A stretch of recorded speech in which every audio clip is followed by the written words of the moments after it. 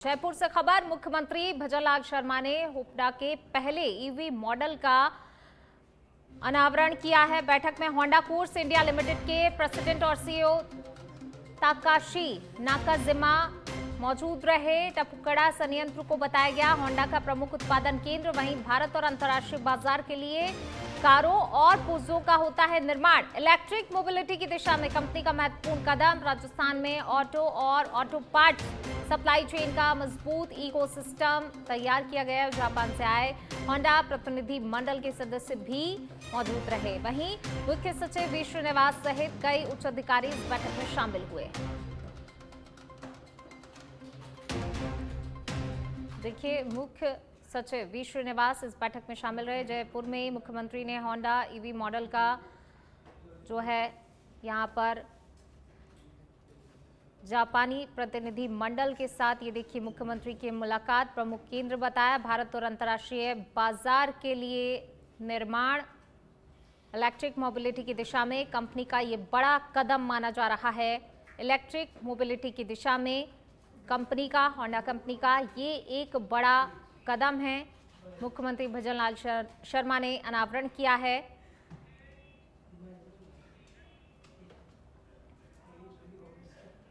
चलिए बढ़ेंगे आगे बात अगली खबर की। जयपुर में राजस्थान दिवस समारोह 2026 के तहत स्वच्छता संकल्प एवं जागरूकता कार्यक्रम का आयोजन किया गया। इस कार्यक्रम का शुभारंभ मुख्यमंत्री भजनलाल शर्मा ने किया। कार्यक्रम के दौरान मुख्यमंत्री ने उपस्थित लोगों को स्वच्छता की शपथ दिलाई और प्रदेशवासियों से अपने आसपास स्वच्छ वातावरण बनाए रखने का आह्वान किया।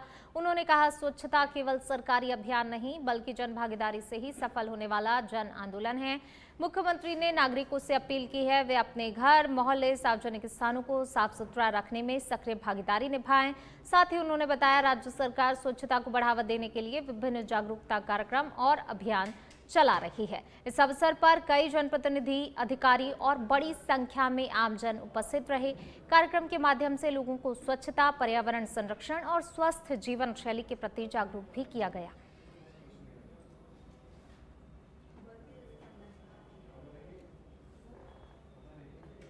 गृह मंत्री सरदार वल्लभ भाई पटेल जी ने इसका एकीकरण करते हुए राजस्थान की स्थापना की।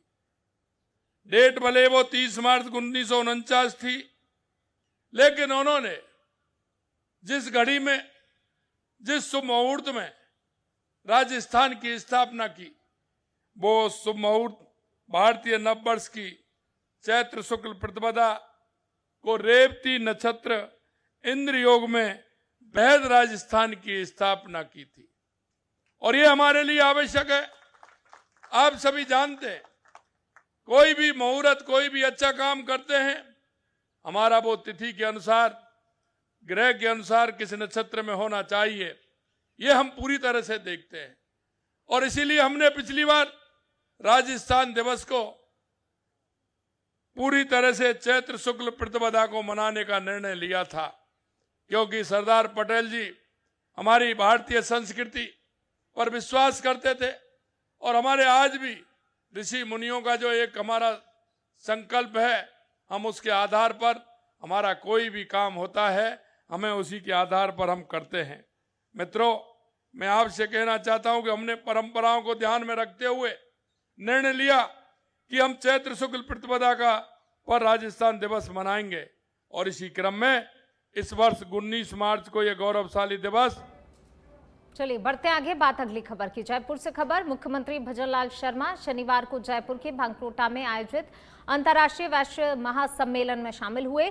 इस अवसर पर उन्होंने कहा कि भारत के इतिहास में वैश्य समाज का योगदान सदैव अग्रणी रहा है और ये समाज देश की आर्थिक रीढ़ है, जिसने हजारों वर्षों से देश की अर्थव्यवस्था को मजबूती से थामे रखा है। सम्मेलन में मुख्यमंत्री ने यूपीएससी परीक्षा में उत्तीर्ण होने वाले मेधावी छात्र और छात्राओं को सम्मानित किया। कार्यक्रम में उप मुख्यमंत्री दिया कुमारी, सहकारिता राज्य मंत्री स्वतंत्र प्रभार गौतम कुमार दत्त, सांसद मदन राठौर, दामोदर अग्रवाल, विधायक कालीचरण सराफ सहित वैश्य समाज के प्रबुद्ध जन उपस्थित रहे।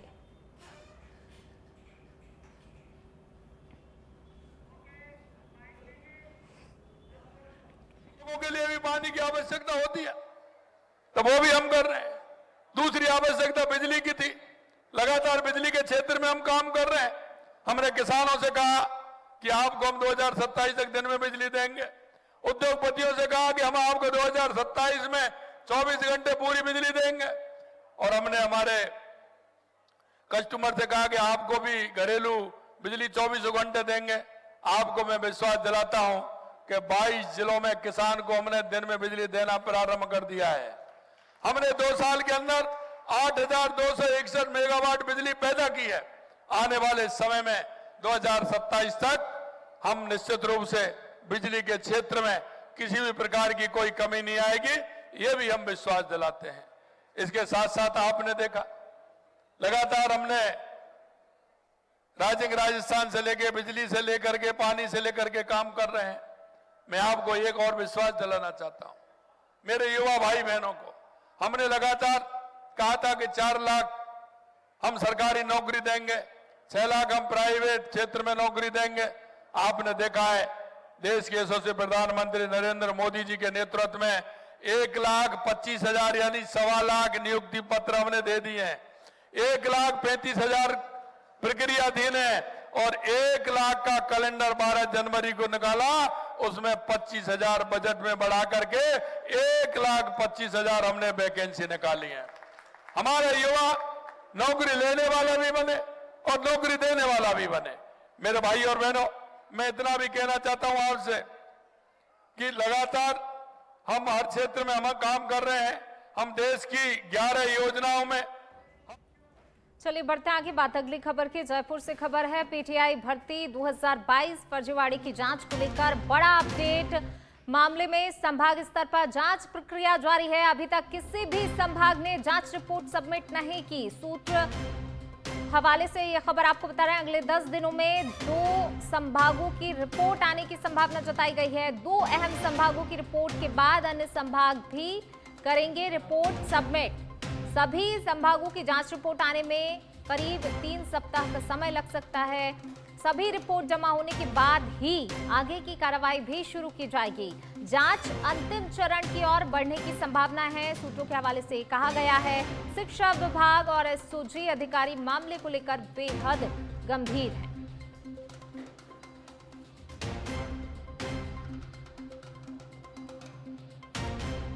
देखिए, कहा जा रहा है सभी रिपोर्ट पहले जमा होंगी, उसी के बाद जो है इस पूरे मामले को लेकर आगे की कार्रवाई की जाएगी।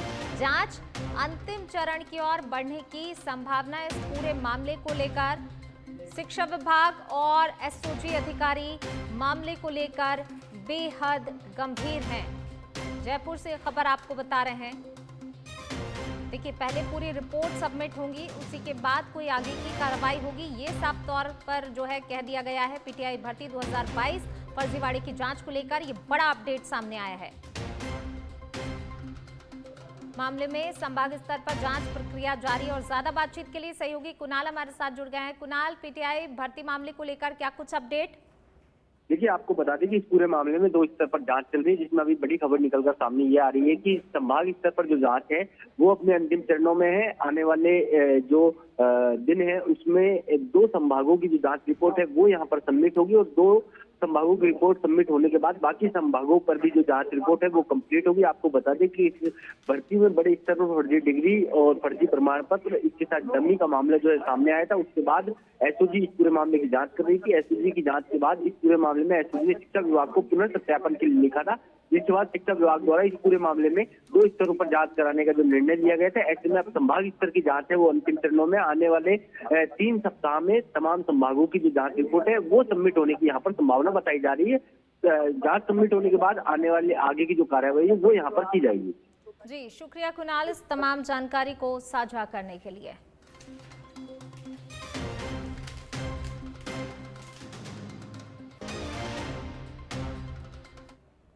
चलिए बढ़ते आगे। टोंक के उनियारा से बड़ी खबर आपको बता रहे हैं। नेशनल हाईवे 116 कोटपुलिया के पास 2 कारों में जबरदस्त भिड़ंत हुई है। दोनों कारों में भिड़ंत के कारण एक कार पुलिया पर जा लटकी। सड़क दुर्घटना में आधा दर्जन लोग गंभीर रूप से घायल हो गए हैं। सूचना पर उनियारा थाना पुलिस मौके पर पहुंची है। पुलिस ने लोगों की मदद से गंभीर घायलों को अस्पताल पहुंचाया है। मौके पर पुलिस सहित लोगों की भारी भीड़ मौजूद रही।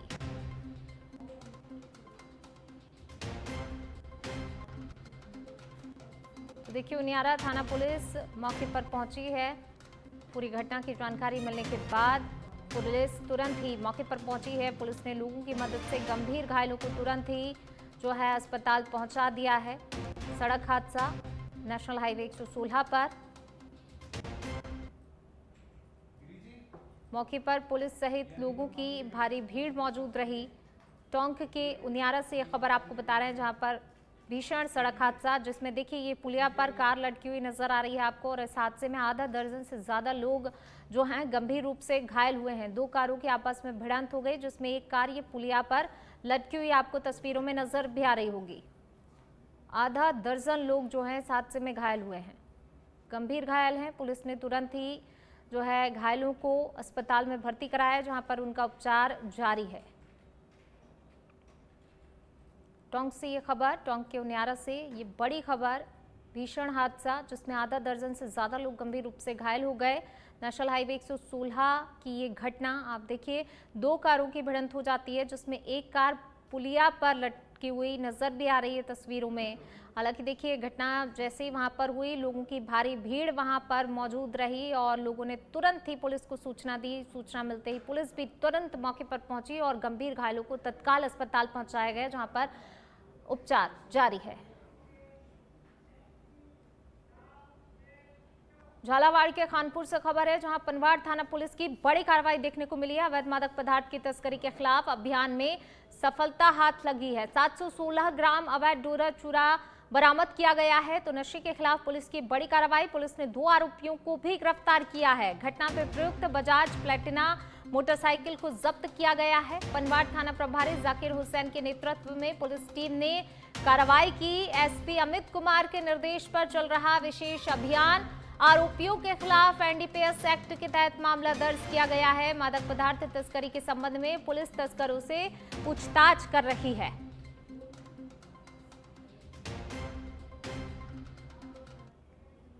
चलिए बढ़ते आगे, बात अगली खबर की। बाड़मेर जिले के ग्रामीण थाना क्षेत्र में एक युवक के साथ मारपीट कर उसे गंभीर रूप से घायल करने का मामला सामने आया है।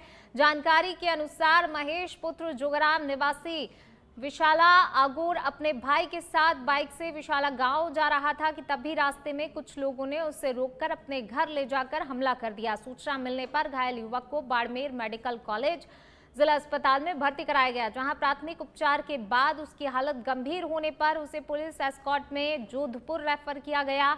मामले में नरेंद्र सिंह मीणा पुलिस अधीक्षक बाड़मेर ने बताया, कुछ माह पहले हुई एक पारिवारिक विवाद की रंजिश को लेकर ये घटना हुई।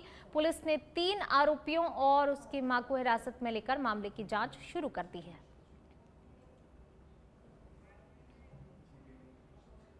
अब 4 महीने पहले ये महेश जोगाराम साईं जाट है, 22 साल निवासी विशाला है, पुलिस थाना ग्रामीण है।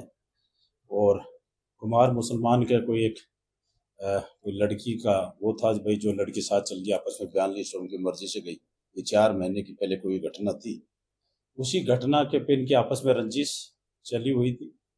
तो इस पे इन्होंने आज जैसे 2 भाई, ये जो महेश और लक्ष्मण, ये सब्जी लेने कटिंग विशाला की तरफ आ रहे थे। तो ये जो मीर खा के 3 बच्चे हैं, वही कुमार मुसलमान है विशाला के, ये जो मोकाब है, बशीर है, रज्जाक है और इसकी माँ थी। इन्होंने मोटरसाइकिल में जाते हुए हमला किया और हमले करने पे लगने पे इनका गिर गया। तो फिर उसको घर ले जाके मारपीट की। पुलिस को जैसे ही इन्फॉर्मेशन तुरंत मिली, चौकी का स्टाफ पहुंच गया और एसएचओ जो तीनों जो अभियुक्त थे और जो कुल्हाड़ी जिससे हमला किया और उसकी जो मदर थी, उन चारों को राउंड अप कर लिया गया। इसकी हमने हालत जैसे ये थोड़ी हालत नाजुक थी, तो तुरंत यह बाड़मेर अस्पताल लगाए और एस्कॉर्ट करके इनको एफ जोधपुर की भरे बाजार में महेश नामक एक युवक की मारने की नीयत से ताबड़तोड़ कुल्हाड़ी से हमला करके उसको लहूलुहान कर दिया और मौत और जीवन के बीच में संघर्ष कर रहा है। उसको डॉक्टरों ने जोधपुर रेफर किया है।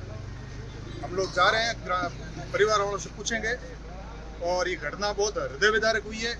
एक युवा को मारने के षड्यंत्र के मारने की नीयत से जिस प्रकार से हमला किया गया, हम ऐसे विशाला और बाड़मेर को पाकिस्तान नहीं बनने देंगे और उस परिवार का के साथ न्याय करेंगे। और जिन लोगों ने आक्रमण किया है, जो इस षड्यंत्र में शामिल है, उन सबको कानून के सलाखों में डाल करके और कानून दिल्ली के उत्तम नगर में हुए तरुण खटीक हत्याकांड के विरोध में सर्व हिंदू समाज में आक्रोश देखा गया। सैकड़ों लोग बावड़ी चौराहा पर एकत्रित हुए और रैली के रूप में मुख्य बाजार से होते हुए उपखंड कार्यालय पहुंचे, जहां पर राष्ट्रपति के नाम ज्ञापन सौंपा गया। ज्ञापन में मामले में शामिल सभी आरोपियों की गिरफ्तारी, कड़ी सजा, पीड़ित परिवार को सुरक्षा और जल्द न्याय दिलाने की मांग की गई। इस दौरान लोगों ने राम नाम का जप कर तरुण खटीक को 2 मिनट का मौन रख श्रद्धांजलि भी दी।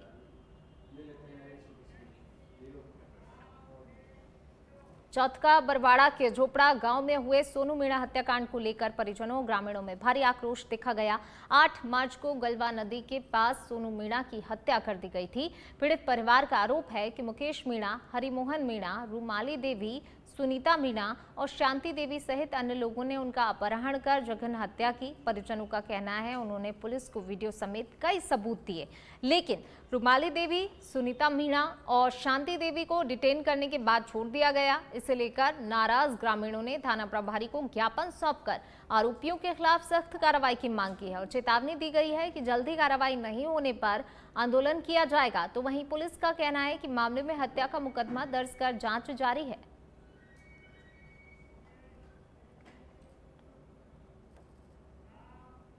रायसिंह नगर से खबर, गांव 2 टीके में एक किसान की कृषि भूमि पर कब्जा करने का प्रयास किया गया। पीड़ित किसान मेजर सिंह ने बताया कि उनके दादा के नाम खातेदारी वाली भूमि पर वे वर्षों से खेती कर रहे हैं। आरोप है कि 9 मार्च को कुछ कथित भूमाफिया उनके खेत में कंबाइन मशीन लेकर पहुंचे और सरसों और जौ की पकी हुई फसल काटने का प्रयास किया। विरोध करने पर उनके परिवार के साथ मारपीट भी की गई।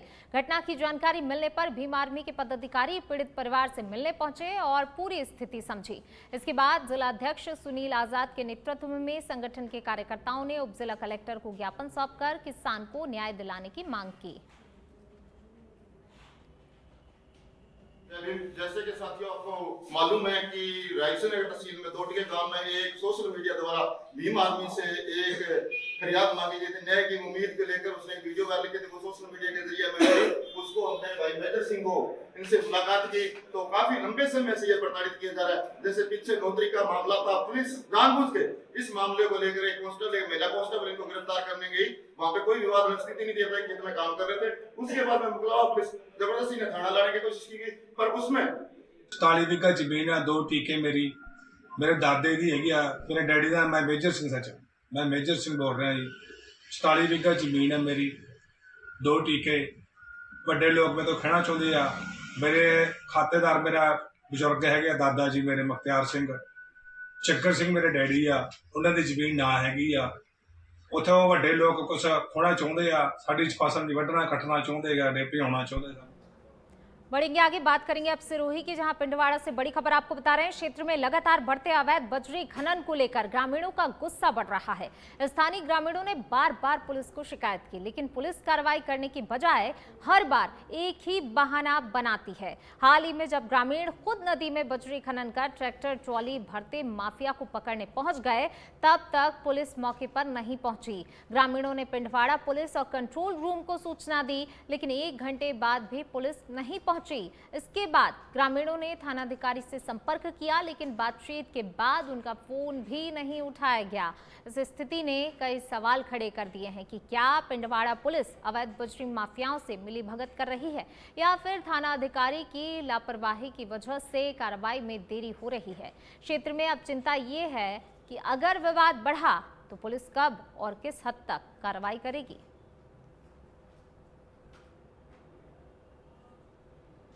हनुमानगढ़ से खबर है, जहां पंजाब की बम्बिहा गैंग से जुड़े हथियार बरामदगी मामले में एंटी गैंगस्टर टास्क फोर्स को बड़ी सफलता मिली है। एजीटीएफ ने गैंग के एक और गुर्गे विशाल कुमार उर्फ भैया को गिरफ्तार किया है। पुलिस के अनुसार आरोपी के खिलाफ हत्या के प्रयास, लूट, डकैती सहित करीब 30 आपराधिक मामले दर्ज हैं।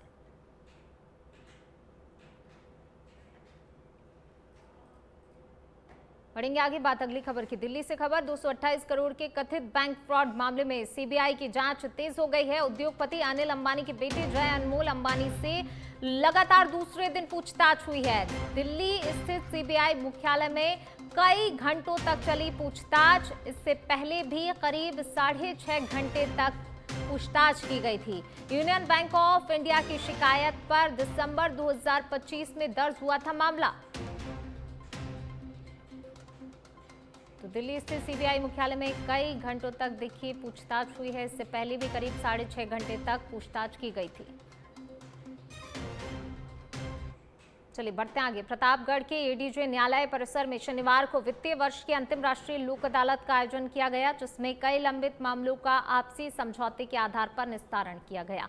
लोक अदालत में जिले के सभी बैंकों के प्रतिनिधियों के साथ राजस्थान राज्य विद्युत वितरण निगम लिमिटेड, जन स्वास्थ्य अभियांत्रिकी विभाग, परिवहन विभाग सहित विभिन्न विभागों के अधिकारी और प्रतिनिधि शामिल हुए। इस दौरान बैंक के ऋण वसूली से जुड़े हुए कई मामलों सहित अन्य प्रकरणों का समझौते के माध्यम से समाधान किया गया और कई मामलों का मौके पर ही निस्तारण कर दिया गया। अधिकारियों ने बताया कि लोक अदालत के माध्यम से मामलों का त्वरित, सुलभ और किफायती समाधान संभव होता है, जिससे न्यायालयों में लंबित मामलों का भार कम होता है और आमजन को जल्द ही राहत मिलती है। और अब खबर लाठी थाना क्षेत्र से। ओडरिया गांव के पास रेलवे ट्रैक किनारे एक अज्ञात युवक का शव मिलने से इलाके में सनसनी फैल गई। जानकारी के अनुसार युवक की ट्रेन से गिरने के कारण मौत होने की आशंका जताई जा रही है। वहीं सूचना मिलते ही भवानी सिंह और नाथू सिंह चारण पुलिस टीम के साथ मौके पर पहुंचे और शव को अपने कब्जे में लेकर पहचान के प्रयास शुरू कर दिए गए हैं। तो वहीं मामले की जांच के लिए एफएसएल की टीम को भी सूचना दी गई है।